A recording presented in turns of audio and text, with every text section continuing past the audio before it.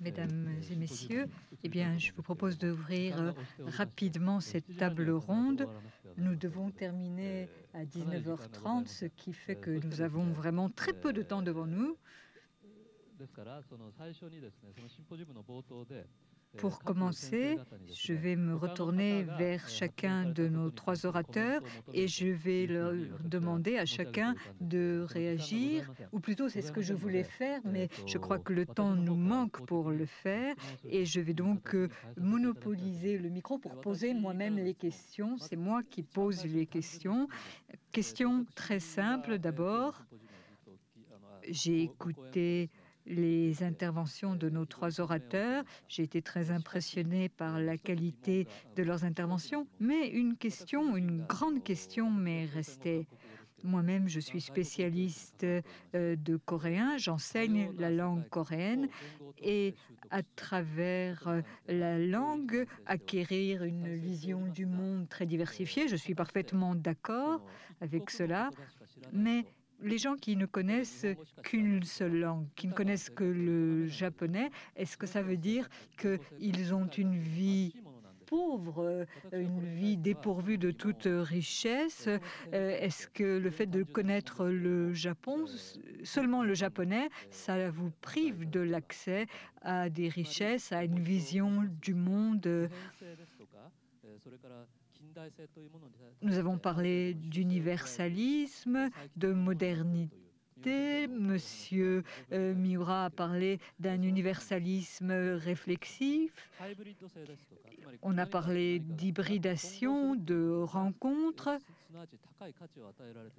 Et l'hybridation, ça apparaît comme quelque chose de remarquable. Les choses qui ne sont pas métissées, qui restent de façon consciente ou inconsciente, sans mélange. En fait, bien sûr, il y a toujours un mélange, il y a toujours métissage. Mais s'il existe quelque chose où il n'y a pas eu métissage, est-ce qu'il faut dire que ça a une valeur inférieure au reste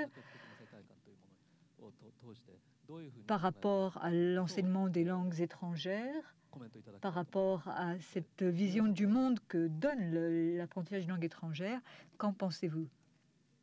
Comme je n'ai pas beaucoup de temps, je vais répondre brièvement. Connaître une seule langue, est-ce que ça veut dire qu'on a une vie appauvrie? Non, non, je ne le crois pas. La réponse peut-être la plus proche de moi, je connais Édouard Glissant, ce penseur du créole, cet écrivain remarquable qui représente la littérature créole.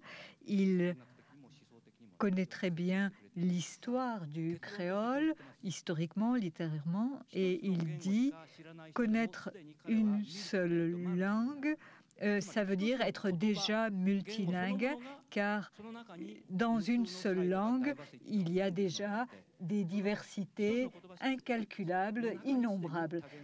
En fait, le multilinguisme existe déjà dans une langue, même si elle est unique. Merci de cette réponse très claire. Monsieur de Villepin, je pense que vous avez déjà plus ou moins répondu dans votre intervention précédente, mais est-ce que vous voulez tout de même reprendre la parole et réagir à cette question? Donc, ne connaître qu'une seule langue, est-ce que c'est être condamné à la pauvreté? Le sentiment que vient donner M. Murat. En effet, je crois que on peut habiter toutes les couleurs de la vie à travers une seule langue. Néanmoins, je dirais que c'est plus difficile de nourrir en soi la curiosité et la créativité qu'on ne pourrait le faire aidé par plusieurs langues. Quand j'étais enfant, je suis né au Maroc et j'ai appris enfant la langue arabe. Même si je l'ai oubliée, il en reste des parfums, il en reste des saveurs, des empreintes, des traces. Quand j'ai grandi, j'ai appris l'espagnol et à travers le sentiment de la langue espagnole, j'ai élargi ma sensibilité. Et il y a un mot en espagnol, une expression qui qualifie bien, je crois, la force intérieure d'une langue, c'est la malice indigène. La malice indigène vous permet de toucher l'épaisseur d'une langue. Et vous pouvez le faire à travers une seule langue, de Basho à Mishima. Mais quel effort de recherche, quel voyage pour mesurer ce qu'il y a dans la culture japonaise, à la fois de douceur, de tendresse, de poésie, mais en même temps d'aptitude à rentrer dans un autre univers de terreur, de cruauté. Ce voyage à l'intérieur d'une langue, il est possible, mais il est ô combien difficile. Et les langues et les cultures étrangères sont autant de passerelles qui nous permettent de mieux rentrer dans notre propre langue, dans notre propre culture, dans notre propre intériorité.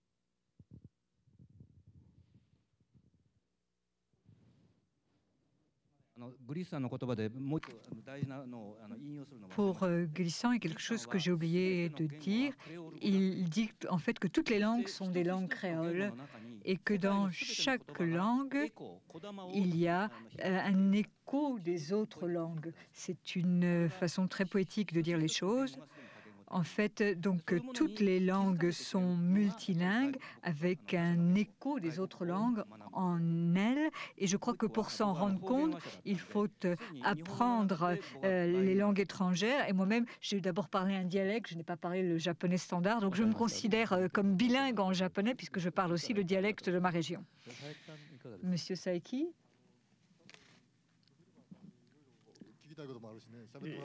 Je crois qu'en fait, on a beaucoup de questions pour Monsieur de Villepin. Je ne voudrais pas monopoliser la parole. En tout cas, je suis d'accord avec ce qu'a dit Monsieur Miura. Je crois qu'il n'est pas nécessaire d'opposer l'universalité au particulier. On peut, à travers une langue, arriver à l'universel. Je crois que dans une expérience, eh bien, on peut, même si c'est une toute petite expérience, aboutir à toute l'expérience humaine. Nous pouvons l'exprimer en japonais.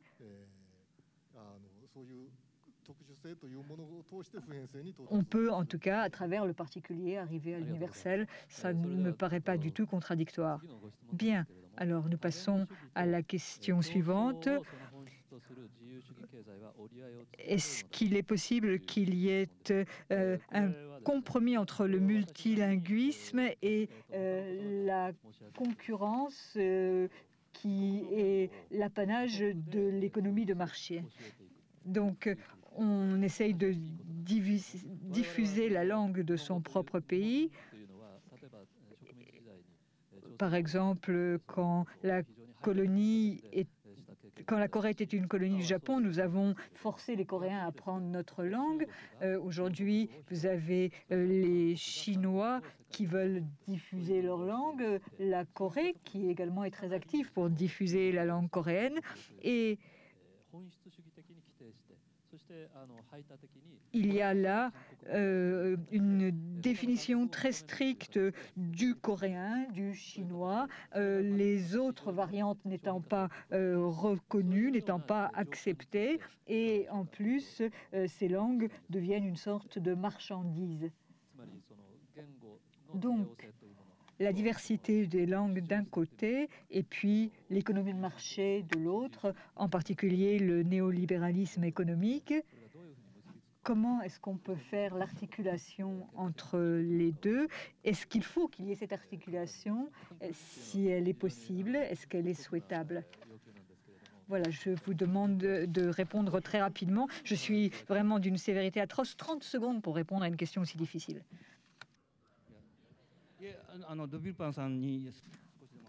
Mais je crois que c'est mieux que ce soit Dominique de Villepin qui parle le premier. Donc l'économie de marché et puis le plurilinguisme. Je crois que l'exemple de l'anglais est parfaitement illustratif de la nature des relations qui existent entre l'économie de marché et le multilinguisme. je pense que l'économie de marché a rendu un mauvais service à l'anglais. Et je crois que l'anglais international, le globish, n'est pas le meilleur ambassadeur ni des États-Unis, ni de l'Angleterre. Parce que c'est une langue qui est coupée d'une culture. C'est une langue qui ne véhicule pas une culture. C'est un amalgame de sons, c'est une langue outil, une langue véhiculaire, mais qui ne porte pas un esprit. Donc, je ne crois pas qu'il y ait un lien direct entre le marché et le multilinguisme. Je crois que ce qui sous-tend une langue, c'est par contre la vitalité et le rayonnement d'une culture. La littérature, le cinéma, le théâtre, les arts plastiques font plus pour la défense d'une langue, pour la curiosité que l'on ressent et que l'on exprime vis-à-vis d'une langue, pour l'envie que l'on a d'apprendre une langue. Combien de personnes à travers le monde ont eu envie d'apprendre l'italien parce que l'Italie est un pays merveilleux, parce que les femmes sont belles et les hommes sont beaux. C'est une raison suffisante pour avoir envie de découvrir et d'apprendre une langue. Combien de personnes ont envie d'apprendre l'espagnol pour découvrir les merveilles de l'Espagne ou de l'Amérique latine? Je crois donc qu'il faut savoir défendre la culture, et c'est en défendant la culture et la pensée d'une langue, c'est-à-dire la vitalité de l'esprit d'un pays. Ça se défend à travers le droit, ça se défend à travers l'esprit de l'économie, ça se défend à travers l'esprit d'une culture. Je crois que c'est cela qui ouvre à la langue de l'autre, donne de l'appétit pour la langue de l'autre.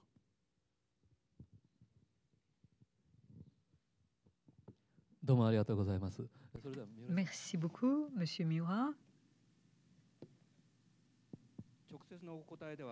Ce n'est pas une réponse directe, mais dans la sociologie linguistique, on parle de marché des langues, language market.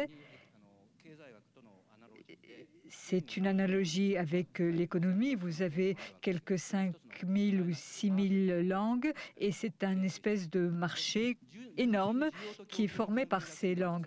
Et si on s'en tient au principe de l'offre et de la demande, c'est bien sûr la langue la plus forte qui va l'emporter avec le mécanisme du marché. Il faut donc, pour réussir le plurilinguisme, avoir une volonté politique. Il y a aussi l'analogie avec la monnaie que l'on peut faire, qui est une analogie importante que j'aimerais pouvoir développer plus longuement. Toutes les langues ont une fonction de communication et une fonction identitaire. Il s'agit de confirmer l'identité de la communauté, de l'exprimer. C'est vrai pour toutes les langues, mais cette fonction de communication, en français on parle de langue véhiculaire, c'est donc la possibilité pour une langue d'être utilisée par plusieurs peuples, partagée par plusieurs peuples. C'est comme pour la monnaie, il y a des différences de force. Pour la devise d'un petit pays, eh bien, vous ne pouvez pas la changer si vous allez à l'étranger. C'est une devise d'un tout petit pays.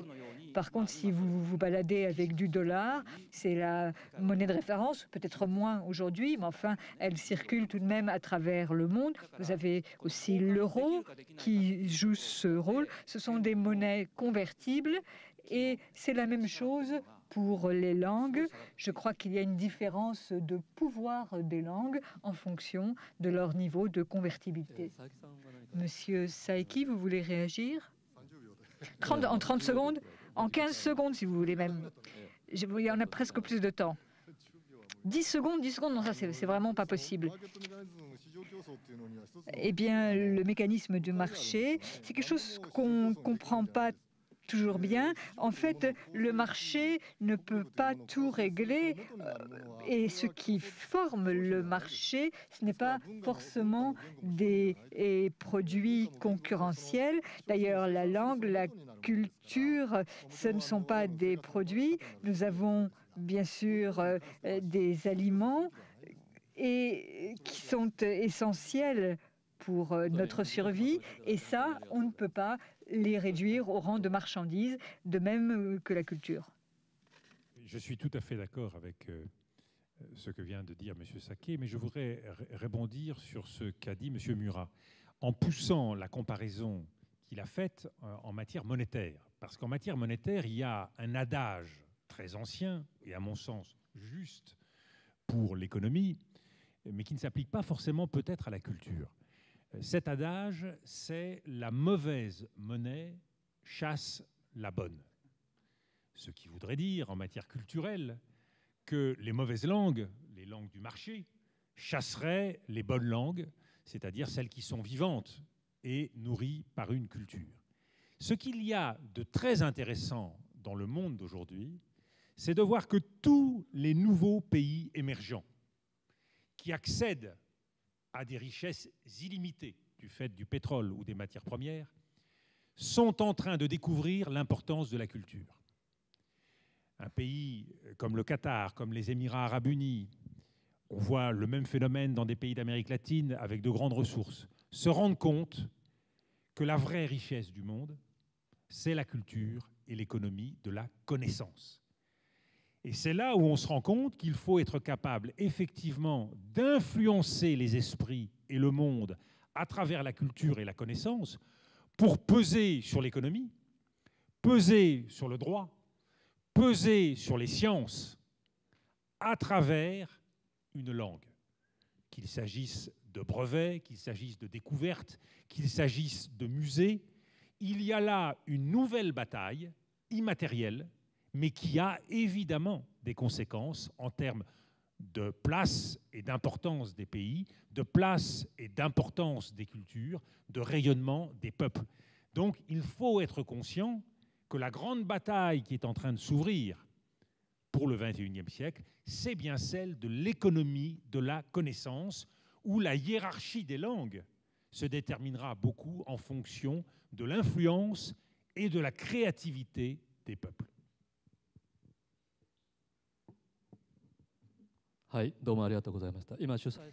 Merci.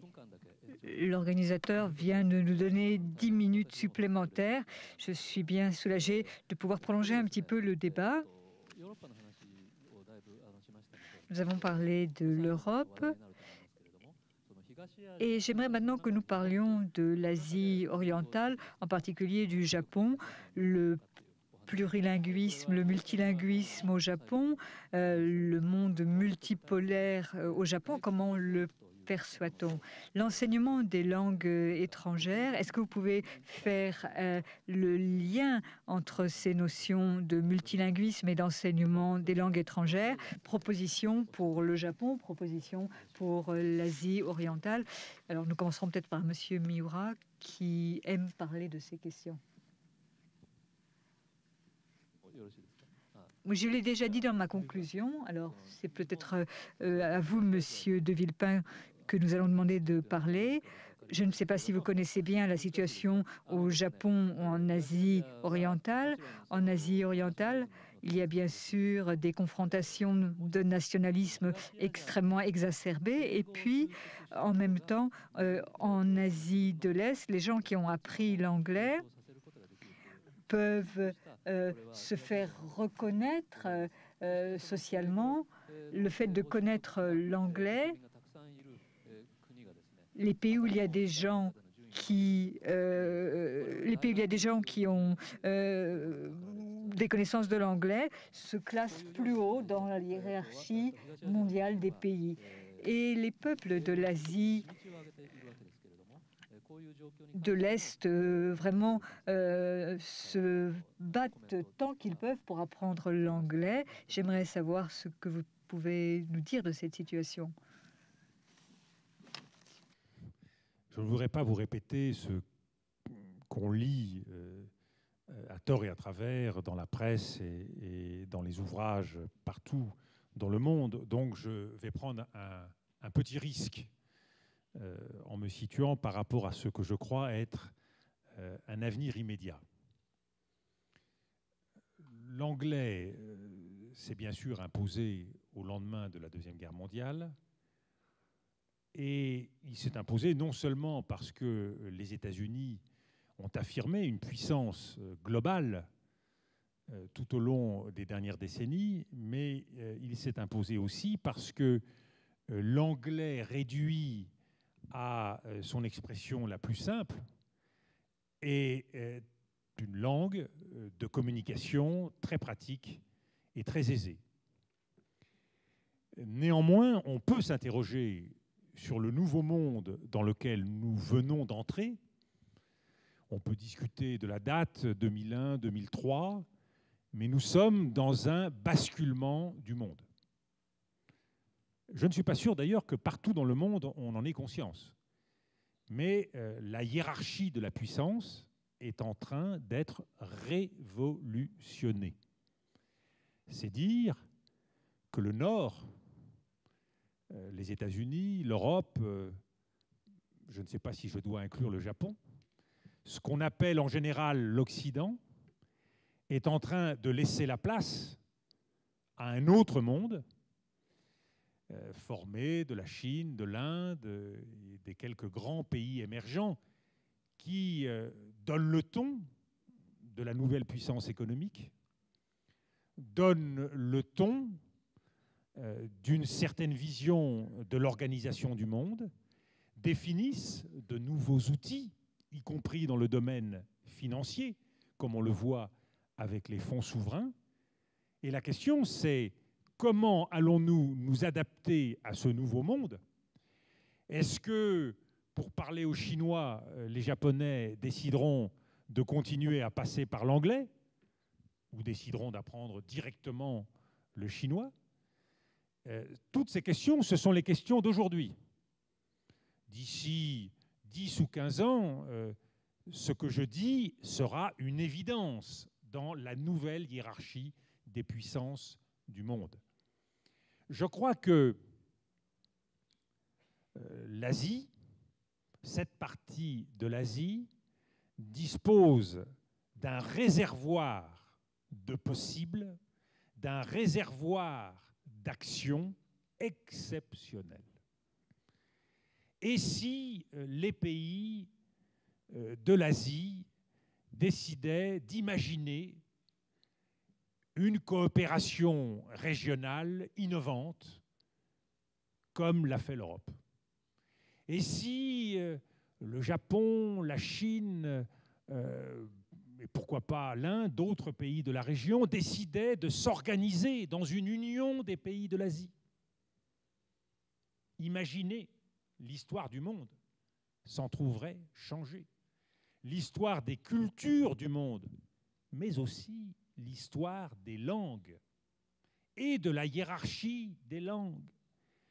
Et c'est pour cela que je n'ai jamais cessé d'expliquer dans mon pays, en Europe, en Occident, le temps des civilisations est mortel, c'est un temps fini, pas le temps de la culture. Et c'est pour cela qu'il ne faut pas s'accrocher à des puissances éphémères, mais se battre sur les constituants, les invariants de la puissance. Une langue dure, une culture dure. À nous donc de nous adapter, à nous de comprendre ces évolutions du monde pour modifier parfois nos passages, nos chemins, nos voyages. Mais je pense que ici au Japon, ici en Asie, vous allez devoir réapprendre l'Asie, redécouvrir les potentialités de votre propre région, redécouvrir le génie de vos propres sociétés, de votre propre civilisation. Et je crois que vous contribuerez ainsi à féconder, à nourrir davantage la pensée du monde. Nous ne pouvons pas vivre en paix dans un monde en déséquilibre. Et bien des malheurs des dernières décennies, comme l'a rappelé M. Saiki, viennent de ce monde unipolaire, réduit à une seule puissance, à une seule vérité, à un seul regard, à une seule langue. Soyons les apôtres et les apologues du divers.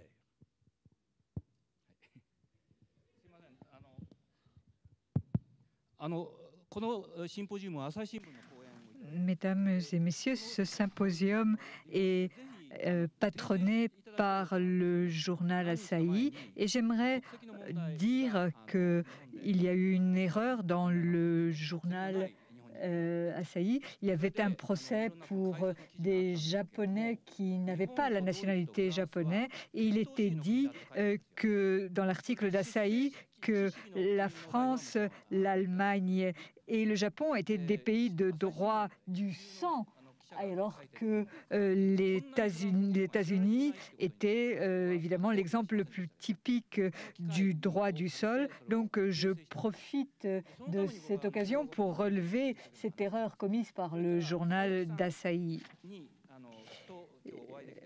Je voudrais dire aussi que j'étais heureux de pouvoir rencontrer M. Saiki aujourd'hui, car il a publié un livre qui s'appelle « La renaissance du républicanisme ». J'ai critiqué son livre car il a pensé seulement à des références anglo-saxonnes. Monsieur Saiki a une vision des choses extrêmement équilibrée, mais quand on parle de républicanisme, on ne peut pas laisser de côté la France. C'est une façon trop biaisée de débattre les choses. J'aimerais pouvoir en discuter avec vous, Monsieur Saiki, mais en vous écoutant parler, j'ai bien compris aussi, Monsieur Saiki, que vous aviez une vision plus équilibrée que je le croyais. Vous avez écrit un livre qui s'appelle « La fin de l'américanisme », mais votre façon de critiquer l'américanisme, c'est en fait une vision de la vieille Europe. Vous avez parlé d'un conservatisme britannique, d'une tradition conservatrice dans la pensée britannique, et c'est de ce point de vue que vous critiquez l'américanisme américain. Et j'étais content de voir qu'il y avait des gens qui étaient de mon côté, qui défendaient la vieille Europe et les vieux pays. Eh bien, écoutez, le débat prend un tour intéressant, mais malheureusement, il est l'heure de le clore. Monsieur de Villepin, vous faites un très court séjour à Kyoto. Il faut dire que cela fait 1000 ans que le dit du Genji a été écrit et vous avez quelques jours ou quelques heures à passer à Kyoto. Je vous propose de visiter les sites où se passe précisément ce chef-d'œuvre millénaire de la littérature japonaise. Voilà, nous avons eu une rencontre qui fut à la fois brève et longue. Je voudrais vraiment remercier Monsieur de Villepin d'avoir fait le long voyage de la France au Japon. Merci beaucoup.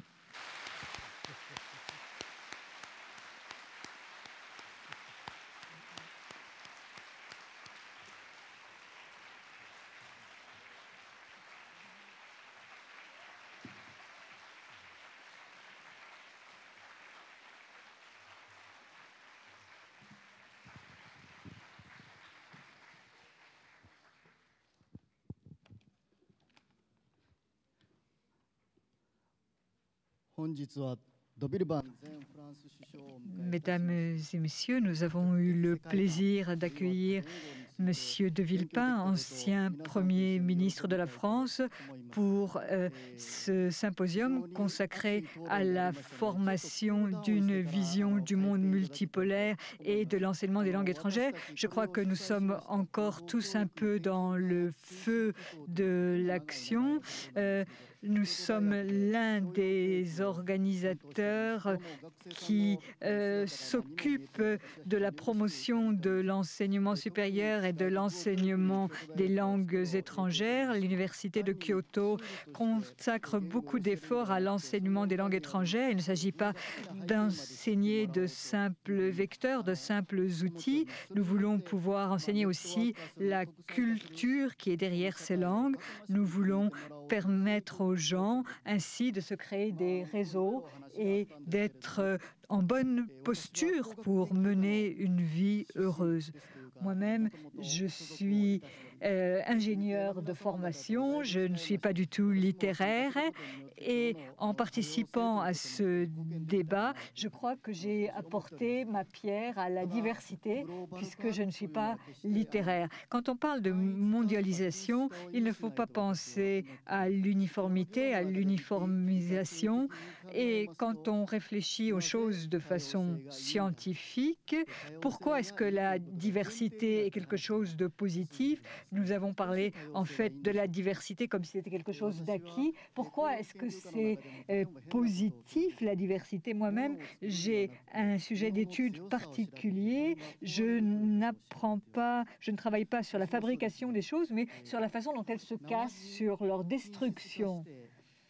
Et quand les choses sont trop uniformes, elles ont l'air jolies, elles ont l'air belles, c'est un aspect très plaisant, mais en fait, ça les rend extrêmement fragiles, extrêmement friables. Regardez, par exemple, un métal au microscope, vous voyez des petits cristaux qui sont alignés et nous parlons de la structure interne de ce métal, de cette structure microscopique du métal, et c'est cela qui va donner sa force, sa résistance au métal.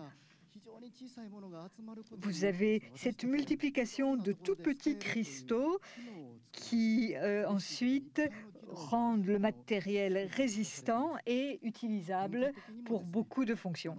La même chose s'applique peut-être à la culture. L'uniformité, ça peut paraître beau.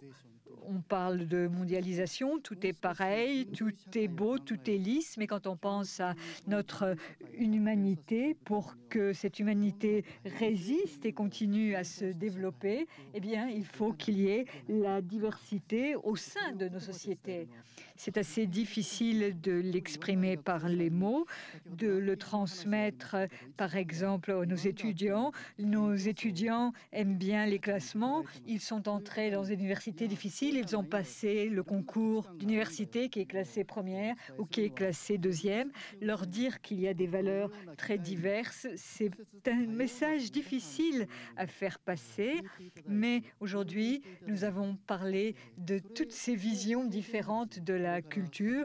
Je pense que c'est une expérience très utile pour nos étudiants. Nos étudiants vont vivre dans un monde de plus en plus international et il faut qu'ils aient les reins assez solides, qu'ils soient assez résistants pour apprendre à survivre dans un environnement, dans un contexte international. Et puis, la culture, en fait, à l'origine, c'est une sorte de diversité et aussi de chaos. Le chaos, ce n'est peut-être pas positif, mais nous avons notre planète Terre dans l'univers avec la vie. Il y a eu des évolutions positives, des évolutions négatives, mais nous avons essayé d'aller toujours vers ce qui était le meilleur, d'éviter le pire. C'est grâce à la diversité. Je crois que la diversité va permettre à l'humanité de franchir une nouvelle étape, même s'il y a des choses négatives qui sont peut-être incluses dedans. Et ce qui reste le plus présent dans mon esprit, c'est les cultures les plus diverses possibles, la tolérance à l'égard des autres, sortir de sa coquille, être courageux pour sortir de son cocon et être capable de faire le tri entre le bon grain et l'ivraie une fois qu'on est sorti de sa coquille. Pour terminer, je voudrais remercier la fondation de l'éducation de Kyoto. Je remercie également l'ambassade de France au Japon, le journal Asahi. Je remercie également les professeurs Oki et Nishiyama qui sont des membres de notre faculté des lettres où ils enseignent le français. Je voudrais également vous remercier, mesdames et messieurs, vous qui êtes venus. Nous sommes en pleine saison des pluies. Le temps n'était pas très engageant et pourtant vous êtes venus jusqu'à cette salle. Merci beaucoup.